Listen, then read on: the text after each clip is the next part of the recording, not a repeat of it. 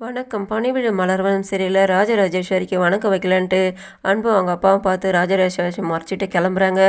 இதை கதிர்வேல் கவனிச்சுட்டு கிளம்புறாரு. அன்பு அதுக்கப்புறமா அவங்களுக்காக டூ வீலர் வாங்கின்னு வந்திருக்காங்க. வீட்டில் அவங்க தம்பிக்கிட்டே அவங்க அப்பாக்கிட்டே கூட்டிகிட்டு வந்து காட்டுறாங்க. இவங்க ஆச்சரியமாக பார்க்குறாங்க. வணக்கம்மான்ட்டு ஆமாம்ப்பா அதை பூஜை போட்டுலான்ட்டு அவங்க பூஜை போட்டுட்டு அவங்க அம்மாவோட சமாதிக்கிட்ட எடுத்துகிட்டு வந்து சொல்லி அவங்க பூஜை பண்ணிவிட்டு ஆசீர்வாதம் வாங்குறாங்க. இவங்க ஸ்கூலுக்கு கிளம்புறாங்க. அங்கே பசங்க 2 பேரும் சண்டை போட்டுக்கிட்டு பிரச்சனை வருதுன்ட்டு இவங்க கூப்பிட்டு கேட்குறாங்க. அதில் ராஜராஜேஸ்வரோட பேரன் சம்மந்தப்பட்டிருக்கான். அந்த பையன் தப்பு பண்ணியிருக்கான்ட்டு தோப்புக்காரனை போட சொல்கிறாங்க. அவர் தோப்புக்காரனை போட்டுட்டு இருக்கும்போது இதை வந்து பிரின்சிபால் பார்க்குறாரு. எதுக்காகம்மா அந்த பையனுக்கு தோப்புக்காரனை போட சொல்கிறான்ட்டு அவன் கொஷின் ஆன்சர் பேப்பரை கேட்குறானேன்ட்டு சண்டை வந்தது. அடிச்சுட்டு அதனால் தான் அவனுக்கு பனிஷ்மெண்ட் கொடுத்துட்ருக்கான்ட்டு 20 தோப்புக்காரனை போட சொல்லிகிட்டு இருக்கும்போது இவன் ராஜராஜேஸ்வரோட பேரன் யார் என்னன்னு தெரியாதான் எதுக்காகம்மா அவன் அந்த மாதிரி செஞ்சுக்கிட்டு இருக்கான்ட்டு அப்படியான்ட்டு 10 தோப்புக்காரனை எக்ஸ்ட்ரா போடும் 30 போட சொல்லிகிட்டு இருக்காங்க. எங்கள் சித்தப்பாவை பற்றி தெரியாமல் பேசிக்கிட்டு இருக்கேன்ட்டு அந்த பையன் சொல்கிறான். அதுக்கு இன்னும் 10 எக்ஸ்ட்ரா போடு 40 தோப்புக்காரனை போடுன்னுட்டு அதுக்கு அவங்க பிரின்சிபால்கிட்ட சொல்கிறாங்க.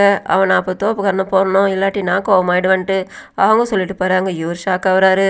அதுக்கப்புறமா அந்த பையன் போயிட்டு கதிர்வேலை கூட்டிகிட்டு வந்துட்டு பிரின்சிபால்கிட்ட வந்து சொல்லி அவர் வந்து கேட்குறாரு. யார் சார் அது டீச்சர் யாரோ இவனை வந்து தோப்புக்காரனை போட சொல்லியிருக்காங்க இதெல்லாம் என்ன பழக்கம்னுட்டு அவர் வந்து கேட்குறாரு.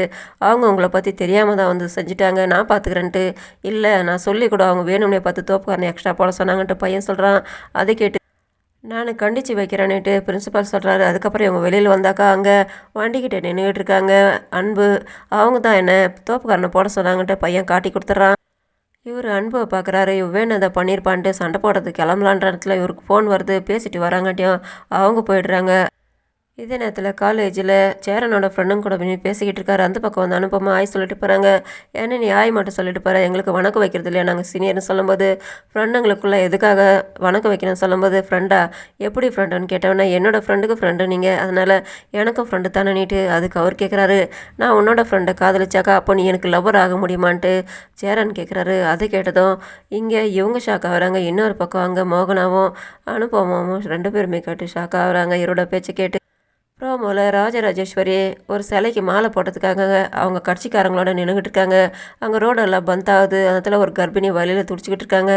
அதை பார்த்துட்டு கோவத்தோடு வந்துட்டு அன்பு ராஜராஜேஸ்வரி கிட்ட சண்டை போடுறதுக்காக வராங்க. இதோட முடியுது. நன்றி, வணக்கம்.